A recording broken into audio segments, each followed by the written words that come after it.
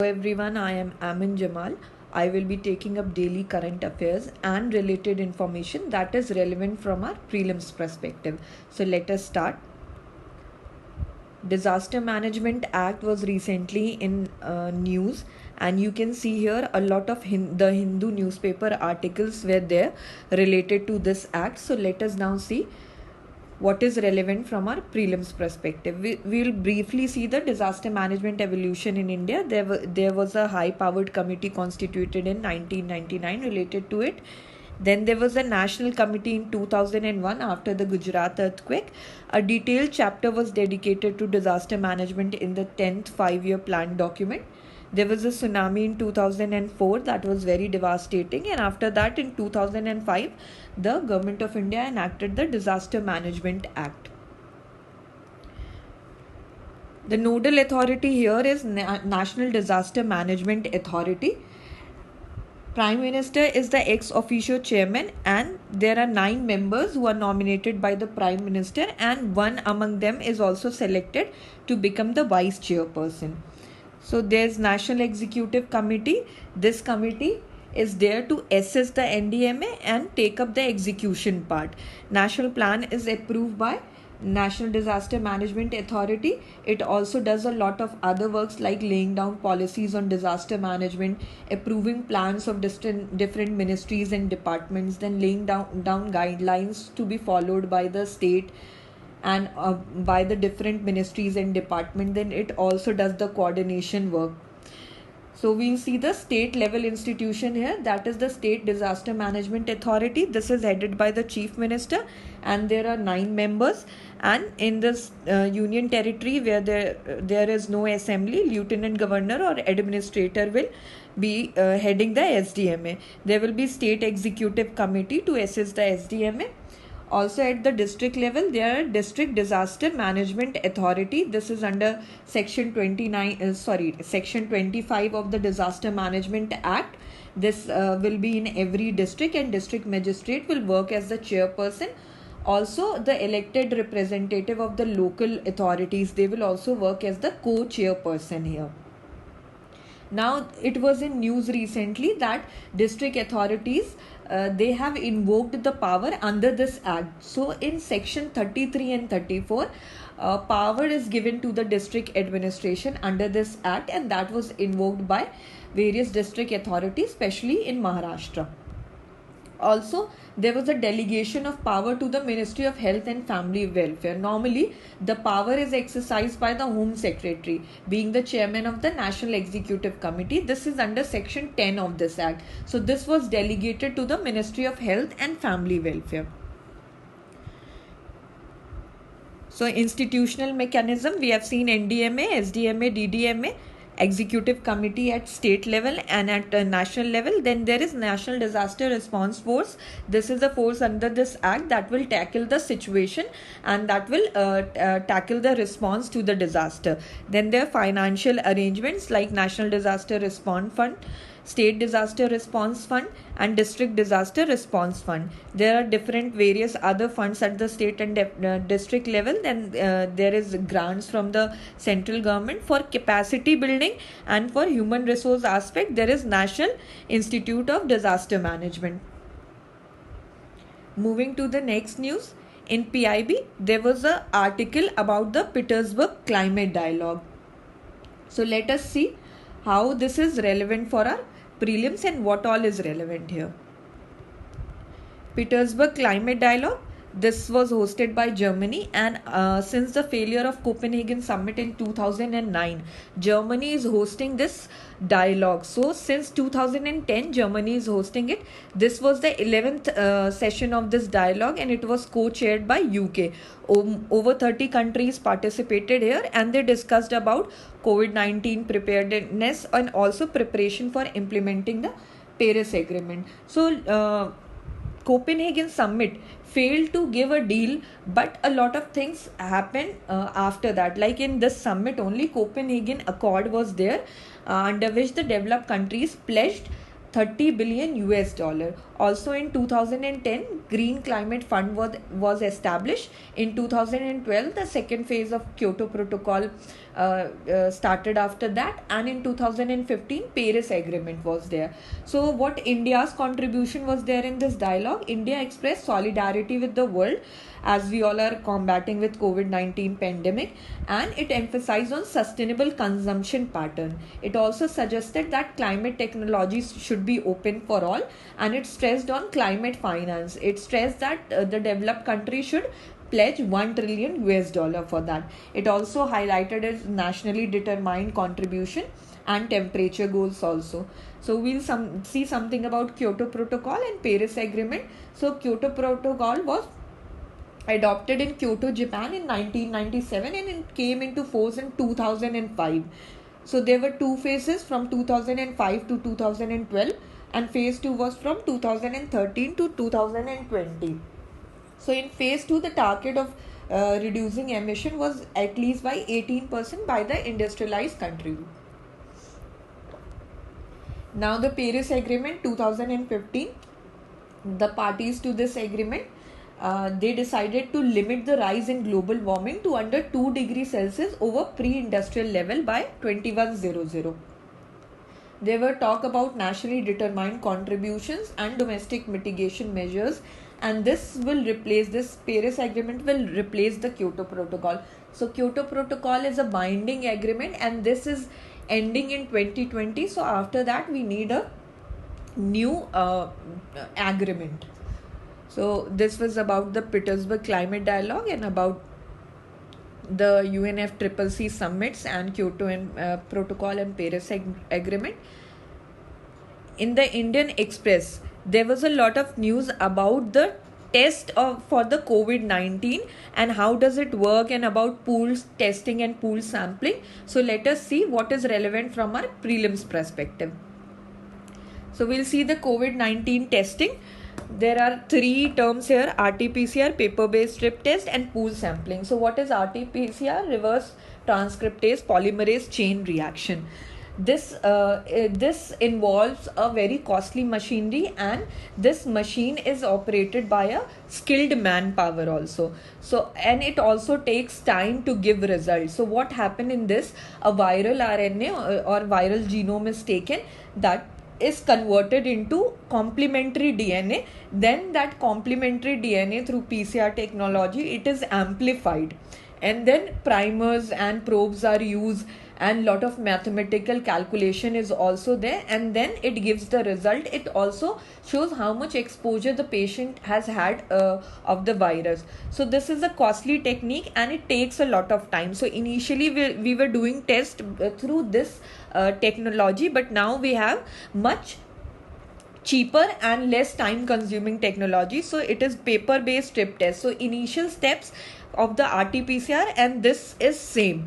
The RNA is converted into complementary DNA. Now this complementary DNA, this is mixed with CRISPR-Cas9 system. CRISPR-Cas9 system is engineered nuclease. This is used by the bacteria to cut the viral genome at a specific point and to identify it. So this CRISPR-Cas9 system is mixed with the complementary DNA, and this when goes on the paper based strip test kit, so it will give result. If there are two lines, then it is positive. If there is one line, then it is negative. So this give result in 1.5 hours. This is also cheaper, and the PCR machine used here is also not very costly, and not very skilled manpower is needed to operate it. Now what is pooled sampling? This is being done in different states, like in Delhi also pooled sampling is being done. So the sample from of different individual will be taken, and they will be pooled together. So one test will be applied to this pooled sample, and if it comes negative, it's okay. If it comes positive, then only the samples will be segregated and individual test will be done. So it will save time and also money. This was about the terminologies related to COVID-19 testing. Moving to the next news, there was an article in PIB about Jal Shakti Abhiyan gearing up for monsoon season. So let us see what is relevant from our prelims perspective. Jal Shakti Abhiyan, this was started in 2019. This began from 1st July 2019, and this is a campaign for water conservation and water security, and this will be achieved through citizen participation.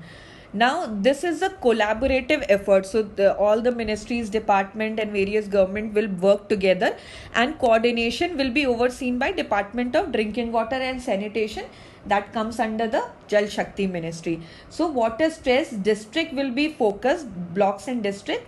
So 256 water stress districts are being taken up under this Abhiyan. More than 5 lakh water bodies will be renovated, and there are 5 water conservation interventions, and there will be special interventions also. Let us see what are these 5 conservation interventions. So this is watershed development, water conservation and rainwater harvesting, renovation of traditional and other water bodies, reuse borewell, recharge structure, intensive afforestation, and other elements are there like targeted communication campaign, real-time monitoring dashboard, and application of space technology. What will be the special interventions here? That can be like district water conservation plan, developing block water conservation plan, then promotion of efficient use of water for irrigation, making better choices of crops. So these all will be covered under this. Now moving to the next news. In the Hindu, there was a news about GI tag to Manipur rice and Gorakhpur terracotta. So let us see what is relevant for our prelims. Both the products have been in circulation for centuries. So this chakhao is the black rice from Manipur, and this is a scented glutinous rice which has been in cultivation in Manipur over centuries. So it has this special aroma, and it is normally eaten during community fest and served as a kheer. This is also used in traditional medicine, and it takes longer time for cooking. It takes about 40 to 45 minutes due to presence of fibrous bran layer and higher crude fiber content. Okay. And the traditional system of cultivation of this black rice is still being practiced in many pockets of Manipur. Let us see about the Gorakhpur terracotta. This is also century-old traditional art form where various animal figures like horses, elephant, camel, these are used. Some of the major products of craftsmanship here are Hoda elephant, Mahavat Dar horse, 5-face Ganesha, single-face Ganesha, elephant table, chandeliers, and hanging bell. Now we'll see the related information. We'll see something about GI tag. We will also see about IPR and the evolution of IPR and challenges related to it. So what is geographical indication? It is a sign. It is a sign used on products that have a specific geographical origin and possess qualities that are specifically related to that geographical origin. So it protects the rights of the owner of this product, and it prevents the use by a third party. So India is a member of WTO, and India enacted the Geographical Indication of Good Registration and Protection Act 1999, and this came into effect from 15 September 2003. So the first product that got GI under this was Darjeeling tea, and it not only protects this GI tag, not only protects the product but also the traditional knowledge and culture that is related to this product. So what are intellectual property rights? These are the right given to person over creation of their mind. That can be innovation, literary works, symbols, images related to commerce. So the creator has exclusive right over his or her creation for a certain period of time. And you can see its evolution. There was Paris Convention for Protection of Industrial Property 1883. Then there was Berne Convention for the Protection of Literary and Artistic Work. It was in 1886, and both the treaties are administered by World Intellectual Property Organization. India is a part of WIPO. And we'll see how many types of IPR are there. So broadly 2 main categories. One is copyright and second is industrial property. Copyright is a right of authors of literary and artistic work to protect their work, and industrial property, they are trademark, GI, and industrial design and trade secrets. So GI, we have seen, trademarks is to distinguish one product of one undertaking from the other one, and industrial designs and trade secrets are protected to promote innovation, to promote economic growth, and also to safeguard the right of the creator and facilitate ease of doing business and also technology transfer.